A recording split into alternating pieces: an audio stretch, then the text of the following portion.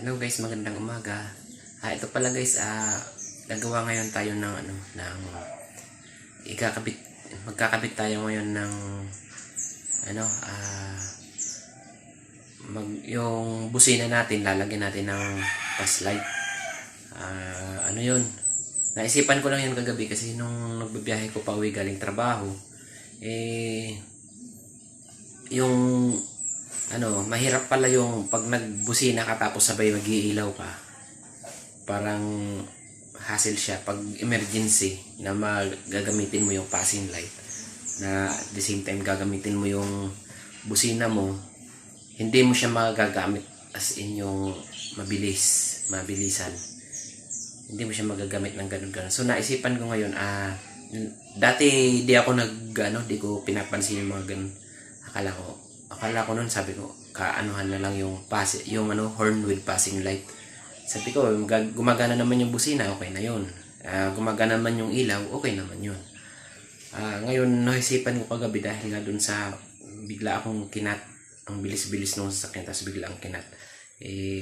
Pag busina ko, di man gaano. Siyempre, ang busina po ng motor, hindi naman ganun kalakas. Unless na lang kung magkabit ka ng malakas na busina. Pero kahit na mas paggabi, lalo paggabi, mas kailangan mo yung ilaw. Yung ilaw, mas kailangan mo siya kaysa sa busina, lalo paggabi. Mas mabilis ka makikita ng mga kasabayan mo sa kalsada pagka malakas yung ilaw mo. Kaya dapat pag magkakabit kayo guys, uso naman na ngayon yung mga mini driving light, yung mga malalakas na ilaw. Huwag na kayo umasa lang sa mga stock na ilaw nyo. Kasi yun ang pinaka-importante sa lahat, lalo pag gabi, lalo yung mga naglo-long rides. Pinaka-importante talaga maliwanag yung ilaw.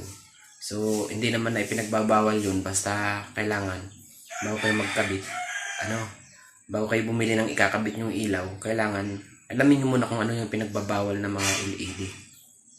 Meron kasi yan sobra-sobra sa 6 na bumbilya, yung mga gaya ng mga blue water. Meron kasi yung blue water, 6 lang yung ina-allowed.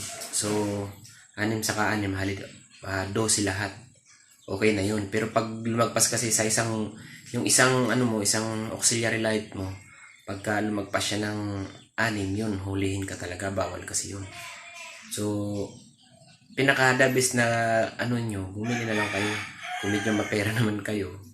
Yung Atom, yun, malakas talaga yun. Pero sa mga nagtitipid, mayroon naman ng mga mini driving light na meron naman ng mga mini driving light na yung mga mumurahin, 500 plus. Ako nga, binili ko lang, 600 plus lang yun. In-order ko lang sa Lazada. So, okay din, maliwanag na rin. Hindi naman kailangan yung maliwanag sobra. At least, mas malakas siya kaysa sa headlight. Tapos yung yung high beam niya, kulay may yellow. So pagka tag-ulan, magandang kitang-kita talaga yung kalsada. Tapos yung puti naman, maganda lang siya pag sa pag hindi umuulan. Pero mas maganda pa rin yung kayo bahala kayo. Meron naman yan yung lumalabas ngayon na magkasabay na yung bright at saka yung low. Magkasabay na yun. Meron yung magkasabay, parang ganun, naging 4 na yung yung 4 na yung wire. So ngayon guys, ikakabit naman natin ngayon guys yung pag bumusina ka, sasabay yung passing light, yung high beam, para kahit paano magiging aware yung mga nasusundan mo na sasakyan. Madali lang naman yun guys. Mamaya ipapakita ko sa inyo kung paano yung diagram na ginamit. Gagawa ko ng diagram, papakita ko sa inyo kung paano mangyari. So, ito pala guys, madali lang to sa mga naka power up line na, tapos meron na kasi yung power up line guys, meron din yung sarili na yung horn relay niya, meron din yung sariling relay, yung SPDT. Electronic type SPDT relay, maliit lang, yung kulay blue. Tapos yung power up, wag yung isasabay yung wag kayong kukuha ng busina sa yung relay na ginamit nyo sa pag power up line, kasi magkaiba yun. Dapat magkahiwalay ng busina yun. Okay din naman yun, pero kukurap kasi yung pag kinuha nyo yung yung relay sa busina, pag kinuha nyo yung power doon sa ginamit yung pang power up line, mag-aagawan sila ng battery. So mag-aagawan sila, hindi mag-aagawan ng battery, yung parang power sa linya niya, mag-aagawan. So kukurap yung ilaw nyo. So dapat yun. Tapos pag mayroon na kayong ganun, madali na lang kasi yung dito sa supply ng busina, yun lang ang patatawirin natin doon sa papunta doon sa ilaw. So lalagyan lang natin ng diode para pag nag-ilaw siya, hindi siya magkakaroon ng power papunta sa busina. Ibablock ng diode yung galing sa relay na isa, yung sa power up. Yung para sa ilaw. Pag isinetch mo kasi yun na walang diode, magbubusina na siya agad. Hello guys, so ito na ngayon guys. So bago tayo guys magsimula, kailangan muna natin yung gumamit. Kailangan hindi mawawala yung tester. Kasi sa lahat guys na sa data nyo ito, hindi pwede wala kayong tester, yung hula-hula lang. Hindi pwede ganun. So ngayon guys, ito pangalawa, panghinang. So kailangan panghinang kayo. Hindi pwedeng walang hinang-hinang. Sigurado lost connection yung mga gamit nyo pagka ganun. So kailangan mo lagi ng panghinang, hindi pwedeng walang hinang, hindi pwede yun.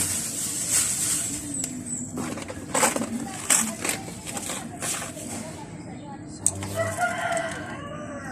kailangan saksak na natin ito para habang nagpe-prepare tayo, hindi siya. So tapos test light.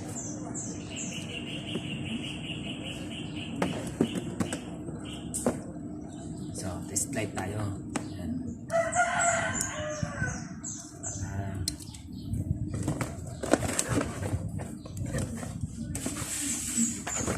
Tapos lagi kayong may glue gun. Kasi hindi pwede na wala kang glue gun. Paano pag may sisid kayo para hindi pasukin ng tubig, di ba? Lalo yung expediter relay, yung electronic type, kailangan mo ng glue gun yun kasi para hindi pasukin ng tubig. Kasi pagka hindi nyo iglinugan yun, papasukin ng tubig yun.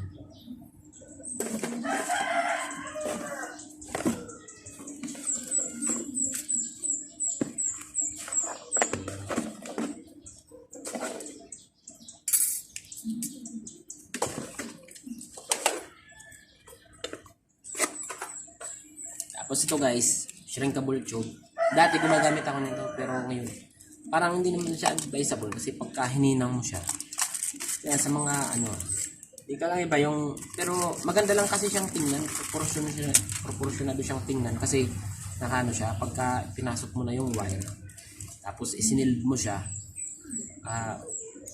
maganda siyang tingnan kasi walang gaanong kalat. Pero nung bumili ako nito tapos ginagamit ko, parang pampaganda lang siyang tingnan ng mga dugtong. Parang walang ganong kalat. Pero hindi siya advisable na yung hindi mo siya gagamitan ng electrical tape kasi yung mga mga hininangan mo, mga bukol-bukol yun, may mga matalim. So pag shrinkable tube lang ginamit mo, siguradong lalabas yung hinang niya, baka mag-shortage pa kayo. So kailangan. Tapos ito guys, ito yung diode guys. So makikita nyo yung dyan. Yan, yung silver na yan. Ano ba yan? Ba't di nag-focus? Yan, may makikita kayo dyan. Yan, silver na yan. Yung silver na yan, yan ang kailangan natin na kung saan itatapat yan dapat. Kailangan ito yung, dito manggagaling yung positive, yung supply ng busina. Tapos ito yung papasok dun sa ilaw. Kasi pag baliktad yan guys, ito. Pag binaliktad nyo yan, ito yung silver. Nanggagaling dito yung ng busina, yung supply niya papasok dito. Hindi siya papasok dito kasi matatarap siya ng silver na yun. Hindi siya papasok papunta doon. Kasi ang trabaho ng diode na to guys, parang mag-block siya.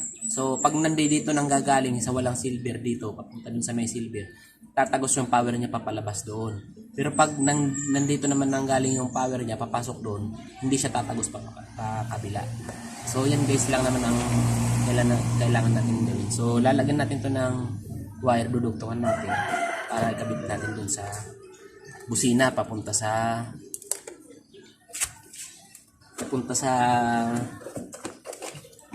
ang tawag dyan, papunta sa ilaw. Ito guys, tingnan nyo guys yung stability relay guys. Ito, ginamit ko na to dati noon nung hindi pa ako marunong. Binili ko to, ang mahal-mahal, 80 ampere, 12 volt siya pero 80 ampere. Kung bibili kayo nito, mas maganda bumili na lang kayo ng bush relay. Kasi tingnan nyo guys, mapapansin nyo guys sa loob, kinalawang na siya kasi pinapasok siya ng tubig. Yan, mas mabilis siyang kalawangin. Kasi paltik lang to saglit lang to sira. Yung sa loob niya, yung hindi nasisira kaso yung parang niya, hindi siya ganoon kasira pag ginagamit sa kung pang ilaw lang. Ang nasisira siya dahil sa pinapasok nga ng tubig.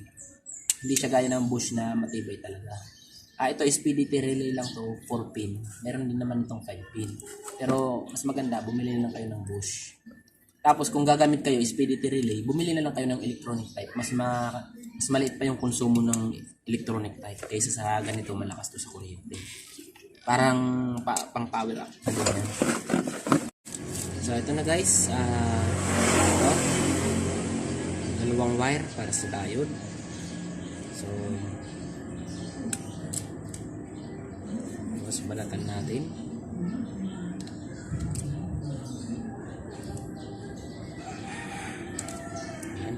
Siya.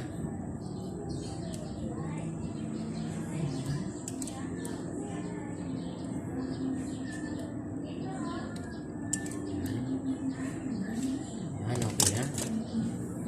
Dali pala guys, kunin ko lang guys yung lead. Ayan guys, to. Nakita nyo guys. Bumili lang ako guys kasi bumili lang ako ng kaunti kasi hindi naman marami yung wiring natin. Bumili ako nito guys. Magkano yung isang metro nito? Huwag kayong bibili yung guys. Bumili ako dati ito. Huwag kayong bibili ng ganito na yung ganito. Ay naku, sus Mariosip guys, hindi man lang dumidikit. Tunawin nyo na lang. Gawin yung laruan. Hindi siya dumidikit kahit anong gawin nyo. Binili ko 150. Akala tuwang-tuwa ako kasi sabi ko ang kapal ang dami. 150 lang. O dyan, hindi man lang dumikit ng ginamit ko. So ito, 60 pesos, na siya. Yung isang niya, 20 pesos yung isang metro. Ito, sa hardware. Tapos tinanong ko kung ilan yung fax niya, sabi niya 60. Yung fax niya 40, tapos yung link niya 60. So, madikit yun pag So, kaya pag ganun guys, huwag kayong bibili ng yung basta lang kayo bili ng bin. Tuwang-tuwa ako dun sa binili ko na yun. PK pala. Naghihayan.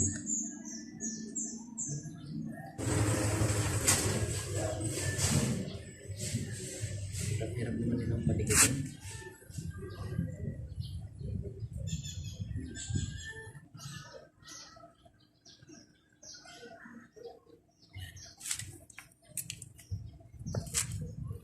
Sinsya na guys, matagal talaga ako maghilang guys.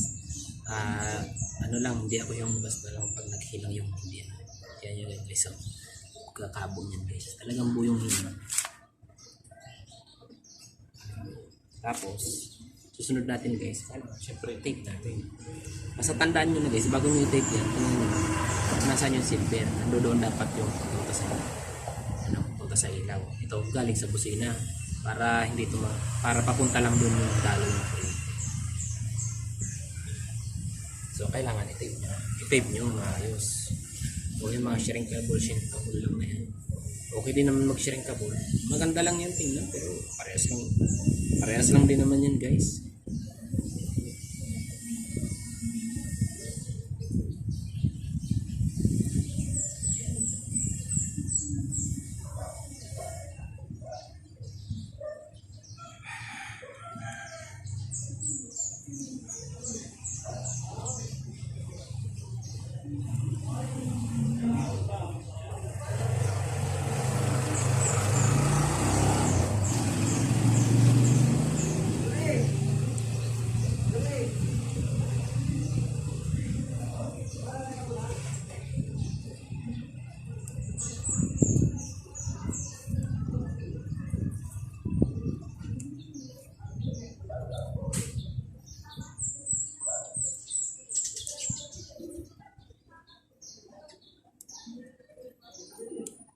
O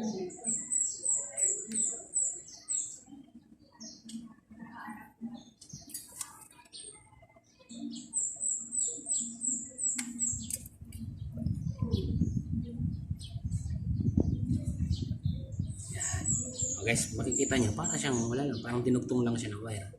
Pero may diode sa loob. Diba? So ngayon guys, kakalasin muna natin yung headlight.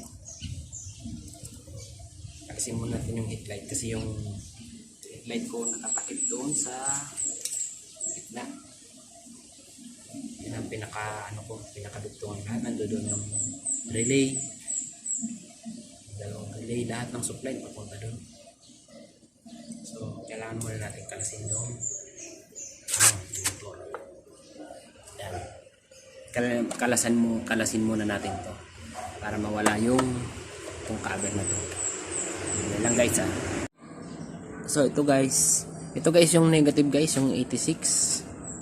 Ito na yung 86. So, syempre nakakabit na siya papunta sa busina. So, ang gagawin na naman natin papunta dito sa switch na to. Ito yung papunta sa sa mini driving light. So, hindi naman natin ang hahanapin natin ngayon ito. Ang lalagyan ko ng supply ngayon papunta rito. Ito yung babalatan natin kasi ito yung supply nang gagaling sa relay. Ito yung relay na SPDT. So, ito rin yun naman yun sa power up line. Ito yung nagdadala ng mini driving light, yung mga ilaw, lahat ng supply ng papunta dyan sa motor. Yan ang nagdadala. Tapos ito lang yung nag-iisa papunta sa busina. So, ang supply nito galing sa 87, papunta dito sa busina. Yung 87 niya, yung normally open. Pag nagbusina siya, saka lang magkakaroon ng trigger dito. So, magkakaroon ng supply itong niya, positive, kaya tutunog yung busina. So, ang gagawin natin, ilalagay natin yung diode. Yung kinabit natin kaninang yung diode ito. Ito, sabi ko, ito yung nasa galing ng busina. Ikakabit natin ito ngayon galing dito sa positive ng busina. Papunta kung saan yung dito sa may papunta dun sa high beam. Itong na to. So, kailangan kong kunin yung nito, yung papunta sa high beam. So, malalaman mo naman yan guys kung alin yung papunta sa high beam kasi syempre may test light naman tayo. So yan guys, para mahanap natin tong ito guys yung papunta sa, ito yung positive ng galing dito, yung 87 normally open. So, dito natin siya ngayon ikakabit. So, para maikabit natin siya dyan, lagyan natin siya ng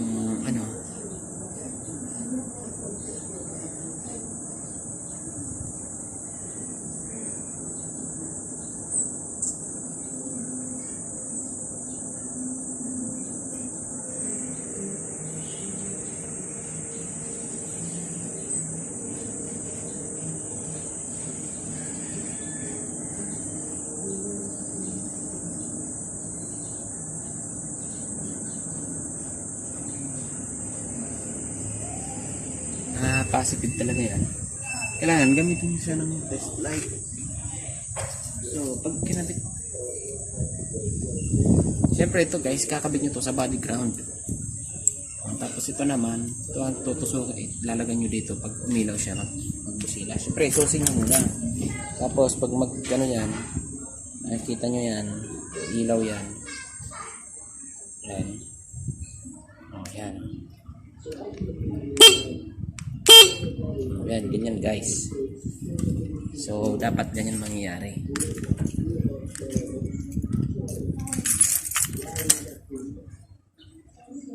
Ibig sabihin guys, kaya umilaw yun, ibig sabihin positive nga to. Ito yung positive. So, kailangan ilagay natin dyan.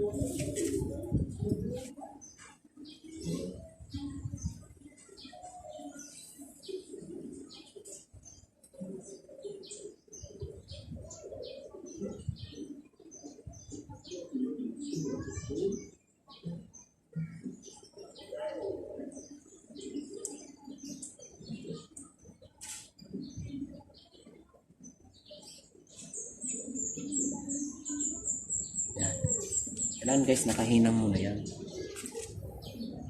Bago nyo pakapitin to. Para pag hininang nyo, may kakapitan dun sa loob. Kasi pag hindi nyo hininang yun, hindi kakapit yun.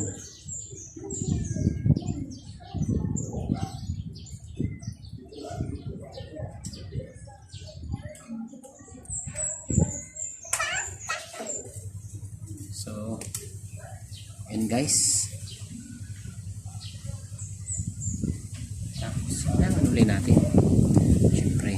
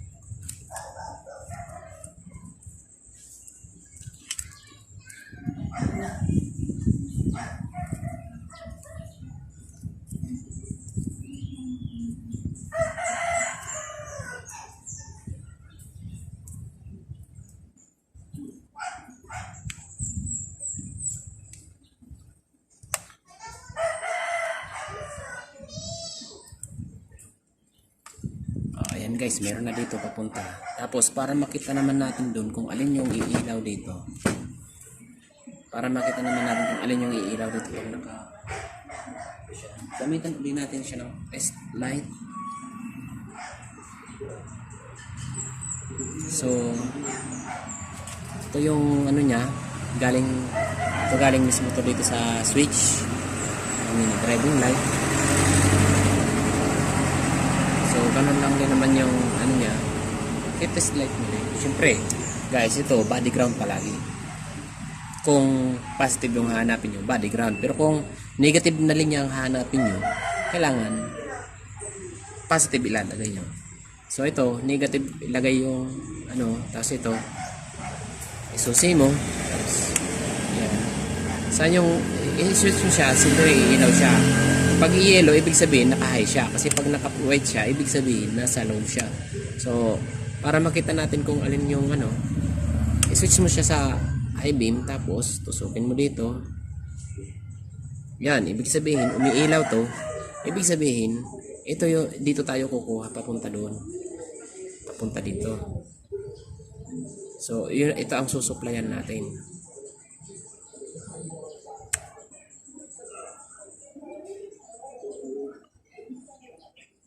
Oh, yan guys. Oh, yan. Wala yan guys supply. Pag inano mo siya, magkakaroon siya supply. Ibig sabihin ito yung linya papunta diyan sa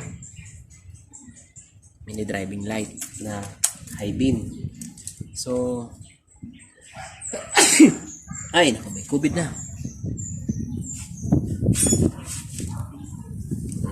Gagawin natin.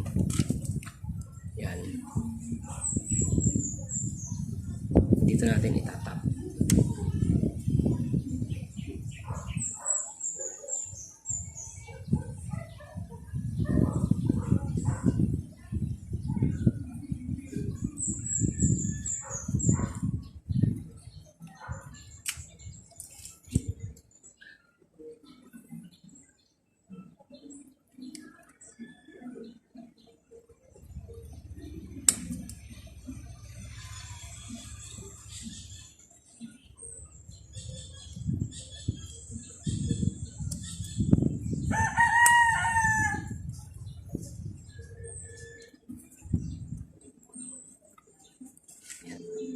guys, padikitan natin.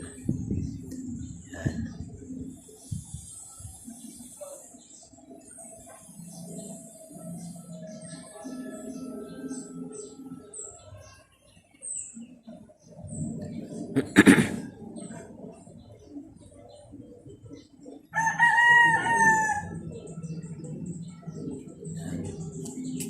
Tapos pag nadikit na,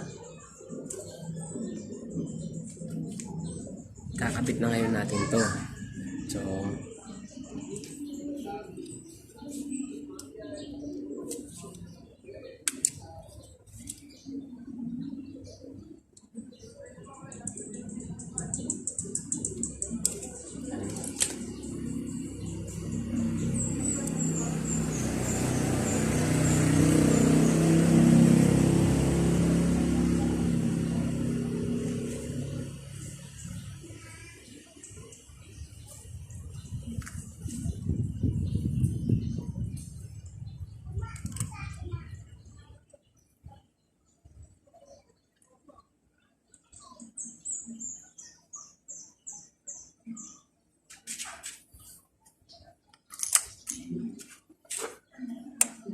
ayan guys, tingnan nyo guys, umilaw siya, pero hindi siya magbubusina. Yan. Pero pag binusina mo siya,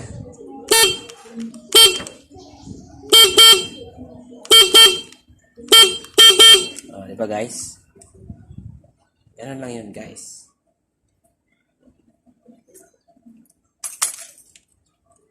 So, tape na natin to guys. Ibig sabihin guys, good.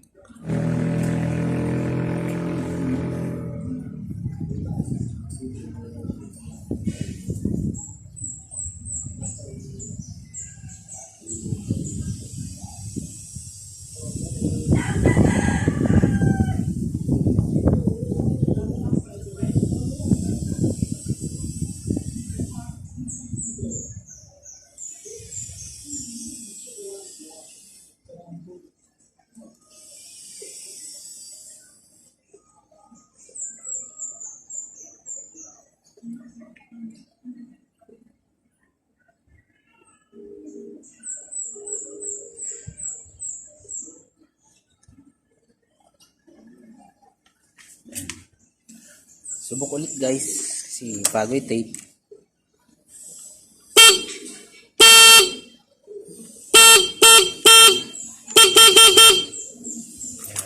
Diba guys?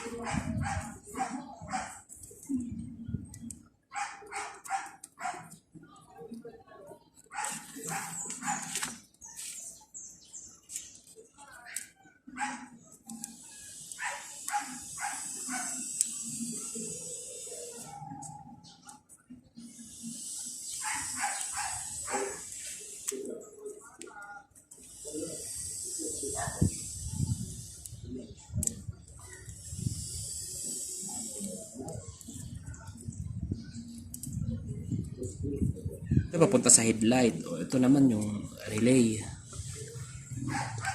Oh. Kayo mismo nag-wiring, di kayo mag-wiring dyan.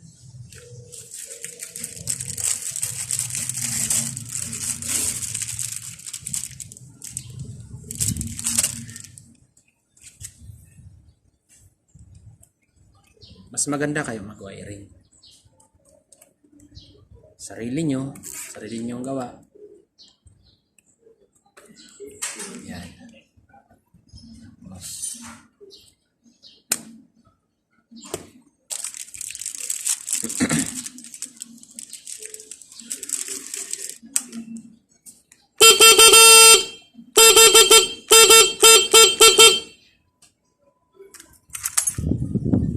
ganun lang kadali yun.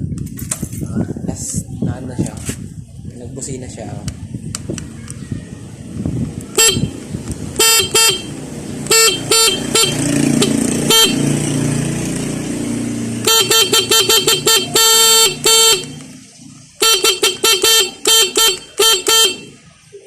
Ayan guys. Okay na guys. Napakita ko sa inyo guys mamaya yung diagram. Paano ko siya ginawa. So, ito yung ginawa natin kanina. Hinintay natin na maggabi kasi kanina hindi gaano makita si araw. Hindi gaano makita yung ilaw niya. So, ayan guys.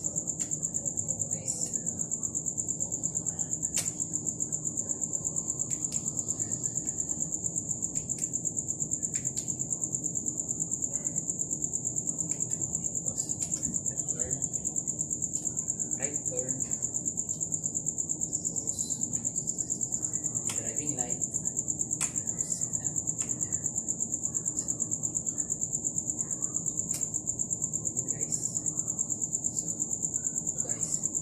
so kung makita nyo yan guys, kung sino yan guys,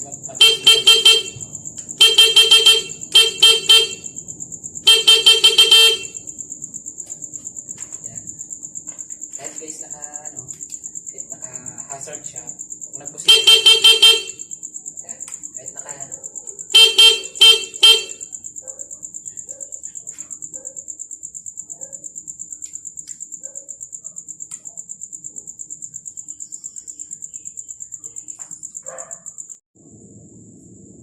oh, yan na guys. Ito na guys yung diagram.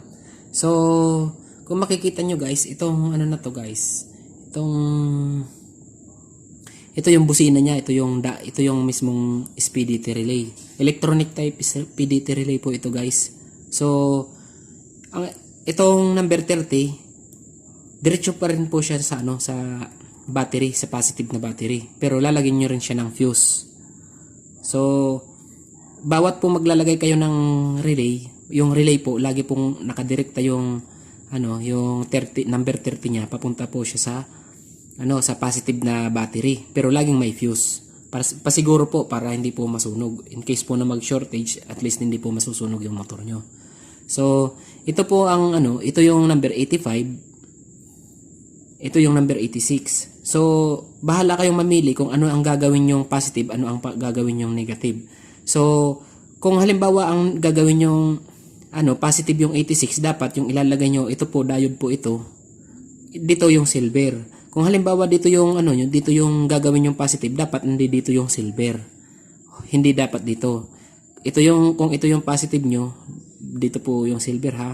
Tapos kung ito yung walang silver, ito yung ito yung negative nyo.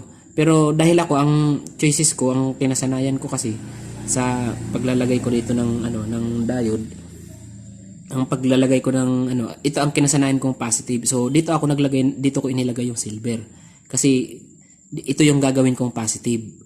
Yung stock po ng horn ang ikakabit mo dito, ang ikakabit nyo dito yung stock na horn, ito yung negative, ito yung positive. So para malaman nyo kung ano yung positive na dun sa linya ng positive na sa horn nyo, yung stock na horn, test light nyo na lang, ikabit nyo sa body ground yung yung kabilang paa ng test light, tapos sundutin nyo kung alin doon yung iilaw pag nagbusina kayo. Ibig sabihin, pag nagbusina kayo, kung alin yung positive yung iilaw doon, yun ang positive.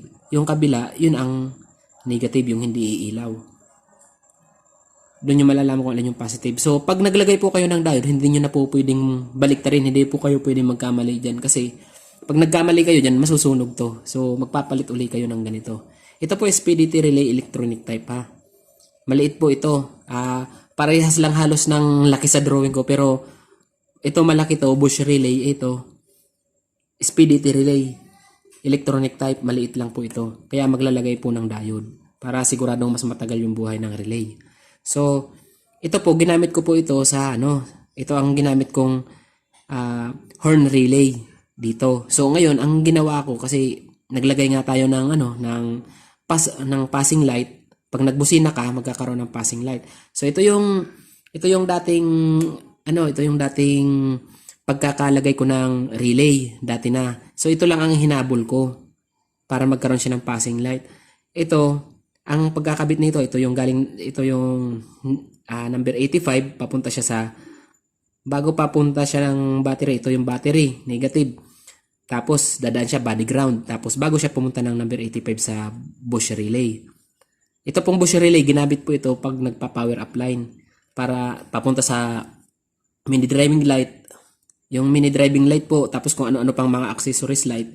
Pwede po kayong kumuha dyan lahat, kahit alin dyan sa number 87. Kasi ito pong wag po kayong maniniwala doon sa bawat isang mini driving light, isang relay. Tapos maglalagay ka uli ng isang busina, isang relay. Paano kung dalawa yung busina mo, dalawang relay, tapos dalawang ilaw mo na mini driving light, dalawang relay din. Tapos kung mayroon ka pang anong tawag doon, yung mas malakas na kung ano-ano pa mga ilaw, bawat isang ilaw lalagay ka ng relay. Napakarami pong konsumo ng relay mo noon, tapos mahihirapan yung harness nyo. So ang gawin nyo, ito ipa-power up line nyo. So ito yung linya bago siya pumunta doon sa number 30 ng bush relay. Siyempre ito yung linya niya. Dadaan muna siya ng fuse, 30 ampere. 30 ampere po yung fuse. Tapos papunta po siya number 30 ng relay. Tapos ito namang so ito number 85, papunta siya sa negative na battery pero naka body ground. Tapos ito rin na number 30, dadaan muna siya ng fuse bago pumunta ng positive ng battery. So itong number 86, ikakabit nyo po ito doon sa ignition line. Yung kung saan yung may susian nyo, yung pag nakasusi siya, magiging activate yung positive ng ignition line nyo. Para mag-a-activate ito, mabubuhay lang itong relay, ma-activate lang siya pag nakasusi, pag naka-on yung susi. So, tapos dito kayo kukuha ng supply papunta sa mga kung saan-saan ng mga accessories light. So, halimbawa itong mini driving light. Ito na yung mini driving light, o kaya kung ano pa man, kung mayroon kayong mga halogen na kung yung tawag doon, yung blue water, yung laser gun, para-parehas lang po yan So tatlong wire po sa mini driving light. Sa bawat bombilya po, tatlong wire po yan. Yung isa niyan kulay itim. As usual po, yung kulay itim, ito yung kulay itim. Halimbawa, ito yung kulay itim na yan. Didiretso po yan. Pagsasamahin nyo na yung dalawang kulay itim yan. Tapos, pag pinagsama nyo po yan dalawang itim, tapos didiretso po yan papunta doon sa number 85, papuntang negative, pero naka-body ground na po yan. So, malakas na yung ground niya. Tapos, yung sa low naman niya, yung isang kulay pula. Nilagyan ko na siya ng kulay green kasi wala akong ibang pang-highlight para hindi gaano kayo maguluhan. So, nilagyan ko siya ng kulay green. Pero ang kulay ng wire niyan, kulay pula. Pagsasamahin nyo rin siya, yung kulay pula na yun. Titestingin nyo muna bago kayo magkabit. Titesting nyo sa battery kung alin yung kulay puti na dapat pagsasamahin nyo. Yung sa low. So, ididiretso nyo dyan sa switch. So, sa switch naman po, ito po yung switch. Ito ko kasing ginamit na example na switch na to. Ito yung toggle switch. Yung sa gitna yung common yan. So, number 87 po, ito po yung may supply na positive. Dumaan na siya ng relay. Activated na siya ng relay. So, malakas na po yan. Stable na po ang flow ng kuryente niyan. So, dadan po siya dito sa common na switch. So, pag i-switch mo siya dito sa low, dito lang magkakaroon ng supply yung low. So, lahat po yan iilaw. Pag halimbawa naman po, i-switch mo dito sa high, dito naman siya dadaan. Papunta naman po siya doon sa high. Ito naman yung isang high. Ito yung isang wire papunta doon sa high, sa switch na high. Ganon. So, ito yung papunta sa low, ito yung papunta sa high. Nagets niyo po? So, ito galing na dito, positive. So, itong negative niya, naka-direkta na siya sa body ground, tapos battery. sa battery negative. So itong linya na to, lalabas dito positive. So ito, pag switch mo siya dito sa low, dito siya dadaan sa low na papunta dun sa mini driving light. Tapos pag switch mo din dito sa high, dito rin siya dadaan. Papunta din siya sa high. So iilaw lang yung high mo. So ngayon, ito naman na speed ET relay na to, huwag nyong gagamitin yung ito yung stock horn na positive, ito yung stock horn na negative. Tapos ito yung number 30, papunta siya doon sa positive, dadaan mo na siya ng fuse bago papuntang positive. So, naglagay kayo ng diode, in-explain ko na yun kanina. So, ang gagamitin nyo dito, ito, hindi nyo na to gagamitin. Itong normally close. Maaaring dito, itest nyo sa itest nyo sa itest nyo ng anong tawag doon, multi-tester nyo. Tapos kung alin yung magbabaser. Pag pinag-connect nyo po itong number 30 at saka itong 87, automatic ho siyang tutunog. Ibig sabihin nun, normally close. Huwag nyo siyang gagamitin. Kung dito yung normally close, huwag nyo gamitin. So, halimbawa ito yung normally open, pag pinagdikit nyo po yung continuity nito, wala ho siyang continuity. Magkakaroon lang siya ng continuity pag nagbusina, magkakaroon ng trigger dito. So, lalabas dito yung kuryente sa normally open. So, doon siya magkakaroon ng power papunta doon sa busina. Itong busina, yung isa, naka-body ground yung isang paa ng busina, iba-body ground nyo siya. Tapos ito, positive din kasi ang lumalabas dito kasi 87. So, lalabas dito, positive. So, doon lang siya magbubusina. So, ngayon, para mag-pass light, lalagyan nyo siya ng wire, tapos diode. Tapos ito pong diode, ang flow po ng kuryente ng diode, ang flow po ng kuryente, papasok doon.